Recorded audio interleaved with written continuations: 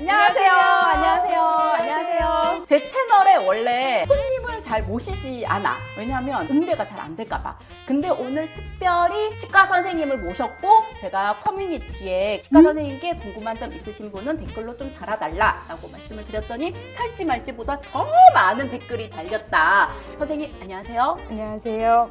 저는 요가를 좋아하고 요리하는 거를 좋아하고 가끔씩 욕을 조금 하는 치과쌤입니다.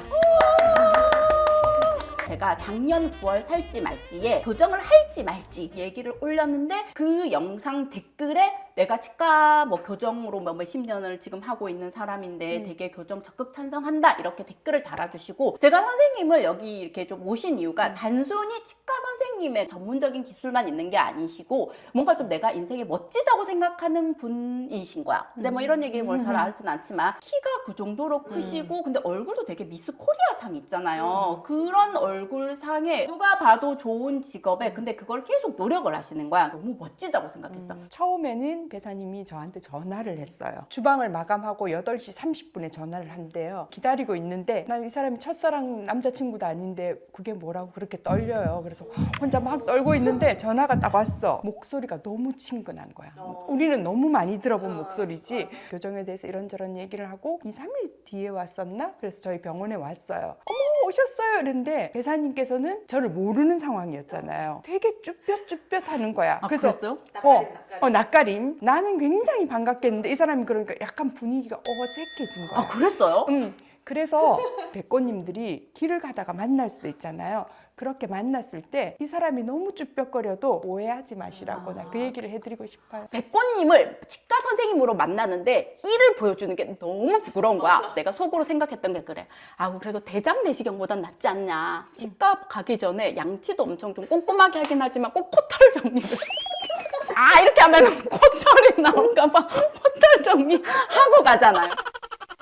그러면 이제부터 본격적으로 시작하도록 할게요. 선생님 Q&A예요. 이거 근데 약간 웜업 질문이에요. 우리가 공감할 수 있는 내용. 저는 치과 가기가 너무 무서워요. 기계가 돌아가기 시작하면 제 숨도 같이 멈추고 기계가 잠깐 쉴 때 저도 짧은 호흡을 하고 곧 무호흡으로 꼴딱거린답니다. 치료받는 중에도 편하게 호흡하는 법 좀 가르쳐주세요. 저도 사실 매일매일 치과를 가지만 출근할 때마다 무서워요. 그 기계가 왱왱 돌아가고 있으면 무서워요. 그리고 치료를 받으러 친구 치과에 가잖아요. 그러면 제가 그 체어에 누워있으면 나 무통 주사로 놔달라. 아프게 하면 너는 오늘 죽는다. 진상이시다. 진상이죠. 그리고 주사 맞고 나서 너무 아프면 일어나서 때리고 욕하고 물론은 선생님도 그냥 밥 무서워요. 먹었다는 거네요? 아니요. 그래서 이 질문을 받고 생각을 해봤는데 자기가 믿고 신뢰할 수 있는 치과를 하나 만들면 되는 거예요. 그러니까 와서 이 선생님은 나를 안 아프게 할 거다. 아프게 하지만 최소로 할 거다. 이런 믿음을 가는 치과를 구하면 될 것 같아요. 그래서 아주 내가 손쉽게 갈 수 있는 동네 치과 중에 좀 오래되고 평판이 좀 좋고 원장님이 나랑 좀 맞는 치과를 좀 고르면 좋을 것 같아요. 그래서 그걸 아플 때 고르는 게 아니고 요즘은 1년에 한 번씩 스케일링을 보험으로 해주잖아요. 그럴 때 한번 다녀보는 거예요. 그러면서 보면서 나한테 맞는 치과를 구해놓고 내가 정말 아플 때 가면 좋을 것 같아요. 요즘은 치과의 모토가 안 아프게 하는 무통을 원칙으로 하기 때문에 치료할 때 아프면 손을 들면 대부분 멈추거든요. 선생님도 약간 그런 말씀을 하세요. 내가 진짜 주사는 안 아프게 놓기로 유명하지만 이런 말씀을 잘 하시잖아요. 본인이 하시면서 그러면은 그 말에 약간 신뢰가 가. 이게 안 아프진 않잖아. 그러면은 다른 선생님한테 가면 더 아플 거를 요 정도 아픈갑다. 약간 이런 느낌이 든다니까요. 자, 선생님 이제 본격적인 질문이에요. 신경치료에 관련된 질문인데 두 개 묶어서 신경치료한 치아를 톡톡 건드리면 통증이 조금 있어요. 신경치료하면 아무 느낌이 없어야 하는 거 아닌가 싶은데 이럴 수 있는 건가요? 참고로 치료하고 1년이 지났는데 쭉 이렇네요 라는 질문 한 가지와 충치로 신경치료 후 크라운을 한 지 한 달이 지났는데 치료한 치아를 누르거나 씹을 때 통증이 있어요. 신경치료 후에도 감각이 살아있을 수 있나요? 다시 치과에 가봐야 할까요? 이 두 개의 질문이 비슷한 것 같아서. 치아를 둘러싸고 있는 신경은 두 가지거든요. 하나는 치아 속에 있는 신경이 있고 그 다음에 치아 주위 조직에 있는 신경이 있어요. 우리가 신경치료를 한다는 거는 속에 있는 신경을 치료하는 거예요. 신경을 다 긁어내고 대체 물질을 넣고 그러면 신경 속에는 신경이 없어진 거예요. 그런데 신경치료를 하고 나서 아픈 이유는 세 가지가 있는데 첫 번째는 신경치료가 완벽하게 되지 않아서 그 주변이 다시 염증이 생기는 경우,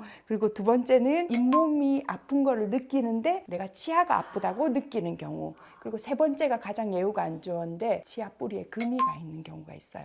그러면 치료를 다 하더라도 씹을 때마다 부러지는 데가 자꾸 벌어지겠죠. 그렇기 때문에 빨리 확인해 보시는 게 좋은데, 만약에 뿌리에 염증이 있으면 신경치료를 다시 하시면 되는 거고, 치아 주변에 염증이 있으면 잇몸 치료를 하면 되는 거고, 뿌리가 부러진 경우에는 발치를 해야 되는 경우도 그럼 있어요. 임플란트를 넣어야 돼요? 네네네. 지금부터 질문은 교정 중에서도 케이스에 관련된 질문인데 제가 요거는 한 개씩 말씀을 드리도록 할게요. 40대 중반 앞니가 맞닿아 있는 부분이 원래도 살짝 들어갔는데 나이 드니 더 들어가서 이 드러내고 웃고 사진 찍으면 한쪽 앞니가 까맣게 보여서 이 없는 사람 같아요. 앞니만 교정하고 싶은데 윗입술 꺼짐이 있을까 걱정도 되고요. 윗입술 꺼지면 이 나이에 할머니처럼 보일 것 같아서요. 그리고 교정 기간도 궁금합니다 라고 네. 말씀을 하셨어요. 제가 이 질문을 읽고 살짝 들어간다고 했잖아요. 그 살짝이라는 게 사실 주관적이거든요. 웃을 때 까맣게 보인다는 건 사실 많이 들어간 거예요. 그리고 들어갔다고 얘기하잖아요. 그러면 교정은 나오게 해야 되는 거잖아요. 그런데 왜 꺼짐을 걱정할까요? 이 앞니를 넣고 싶다는 건지 꺼내고 싶다는 건지 좀 헷갈려요. 요즘은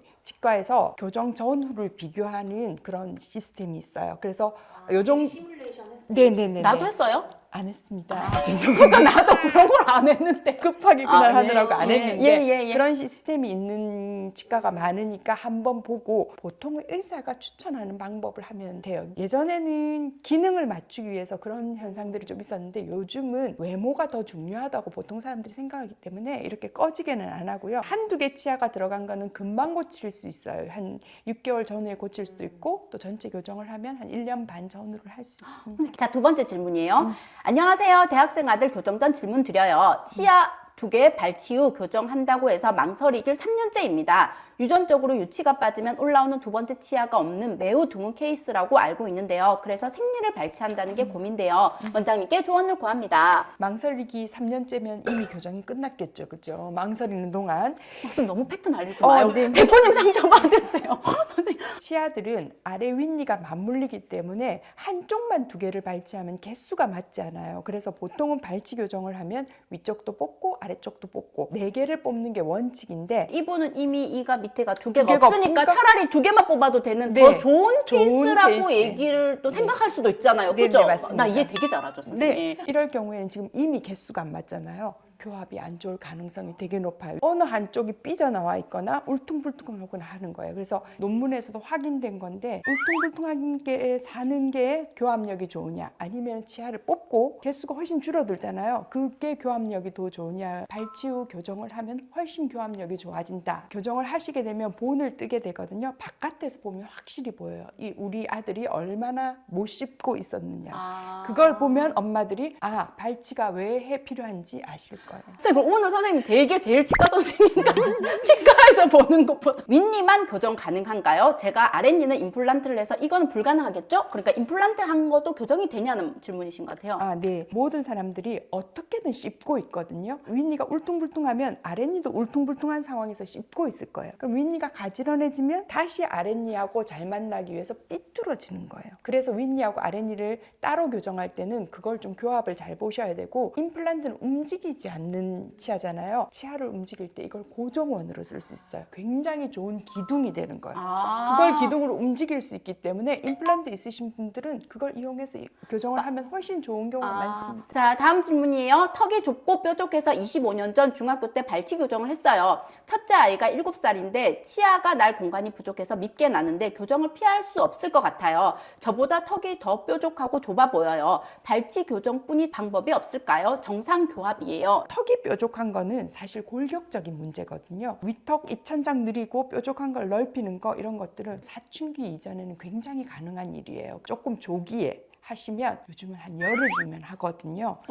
급속 확장이라고 해서 그걸 하면 되니까, 그런 케이스를 놓쳐서 성인을 교정할 때 굉장히 힘든 경우가 많아요. 아까 선생님께서 성장하기 전에 사춘기 이전에 오라고 했는데 정확하게 몇 살 때쯤, 지금 7살이라고 했어요. 3학년 전후 이렇게 가면 좋을까요? 그건 이제 의사 선생님이 이렇게 보시고 이 시기가 좋겠다고 하는 그날이 좋은데, 왜냐하면 골격이 성장하는 거랑 치아가 성장하는 거랑 그 다음에 사춘기가 오는 거랑 키라든지 이런 거는 다 다르거든요. 그래서 치과에 가면 이상하게 애기들 손을 자꾸 찍어요. 아, 우리 나이 찍었지. 네, 손에 보면 성장판이라는 그치, 게 그치, 있어요. 그치. 그래서 그 성장판이 어떻게 크는지를 봐서 이 아이의 사춘기 시기를 알 수 있거든요. 그러면 이거는 케이스마다 다르기 때문에 병원 가서 이 아이에게 맞는 시기를 찾는 게 좋겠다라고 말씀을 하셨던 것 같아요. 자, 이제부터 본격적으로 교정 시기에 대해서 나오거든요. 안녕하세요. 현재 초3 어린이 엄마입니다. 턱이 좁아서 치아가 반듯하게 나지 않아 교정 생각도 하는 중이에요. 어린이 치아 교정하는데 적당한 시기는 언제인지 궁금합니다. 이 질문은 방금 이 말씀이랑 같이 연결해서 아이마다 상태에 봐서 해야 된다고 얘기하니까 가까운 교정 전문 병원에 가면 돼요. 그냥 치과에 가요? 교정 전문 병원 가요? 어떤 엄마는 정기 검진을 계속 받았는데 나는 이런 얘기를 처음 들어본다는 엄마들이 있어요. 그래서 치과 선생님들이 굉장히 능력이 있으시지만 어떤 경우에는 교정 전문이 아니라서 놓치는 점이 좀 있거든요. 그래서 교정 전문 치과도 적어도 1년에 한 번씩은 체크 받으시는 게 좋아요. 자, 그 다음에 할게요. 이거 다 비슷하거든요. 남자아이들 적정한 교정 시기가 궁금해요. 20대에도 턱이 자란다고 해서요. 주변에 일찍 교정 시작하고 주걱턱처럼 된 경우도 봐서요.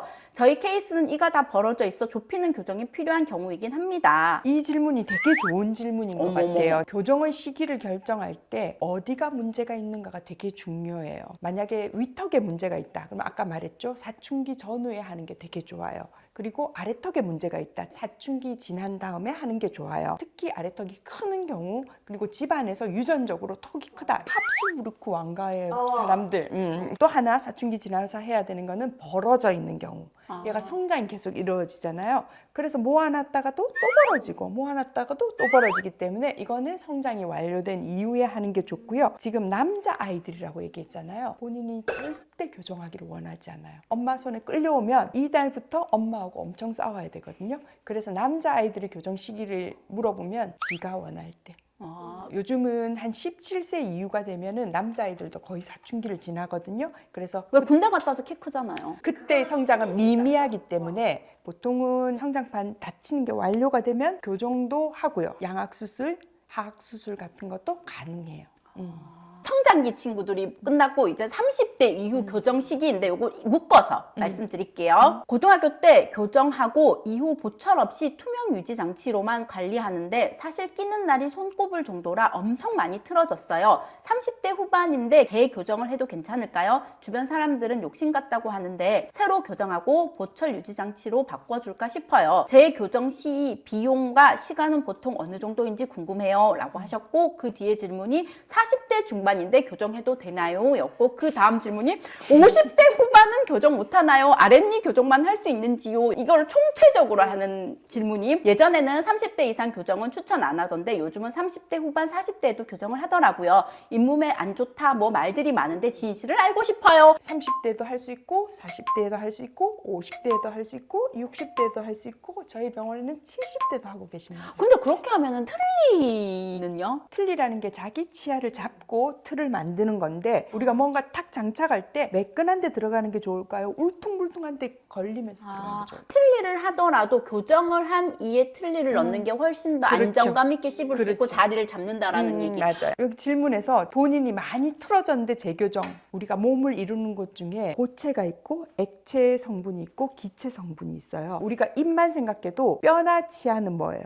액체. 그렇지. 혀나 입술은 뭐겠어요? 거의 흐느적거리는 액체 같은 어머, 존재라고. 혀도요? 그렇죠. 그리고 내 정신은 기체예요. 그렇게 생각하면 치과 의사가 고쳐주는 거는 뭐예요? 고체. 그렇죠. 그런데 우리가 액체 부분은 못 고쳐드린 거예요. 그러면 욕쌤 나 욕할까봐 걱정. 교정을 이렇게 하고 나서 입술을 계속 깨문다든지 그런 버릇, 혀를 내미는 버릇이 있다든지 입을 벌리고 다닌다든지 이런 것을 계속하면 그 치아는 그렇게 움직일 수밖에 없어요. 그래서 틀어졌다고 하는데 자세히 보면 옛날로 돌아간 거예요.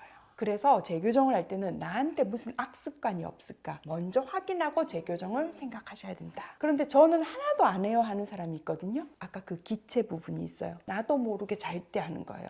그래서 유지장치 중에 버릇을 없애주는 장치를 유지장치에 넣어주기도 해요. 저의 악습관은 혀를 자꾸 내미는 거여가지고 저도 지금 고치고 싶은데 잘 안 고쳐주고 제가 정신이 이기는 거야. 자꾸 내 정신력이 막 자면서 내가 밀고 있는 걸 느끼는데 이게 아차 싶은데 이미 늦어요. 그게 맞아요. 모든 건 기체가 다 이긴다 그래. 정신이 제일 승리한다. 배사님 처음 봤을 때 갑자기 이렇게, 배사님. 지퍼가 안 올라가요. 그러면 지퍼의 기능을 못 하잖아요. 치아도 마찬가지예요. 그러면 팬티가 보이겠네. 너무 화려한 인테리어나 또 너무 화려한 광고를 하는 치과는 피하는 사실 저는 피하는 게 좋아요. 그래서 이번에 인테리어 하셨잖아요.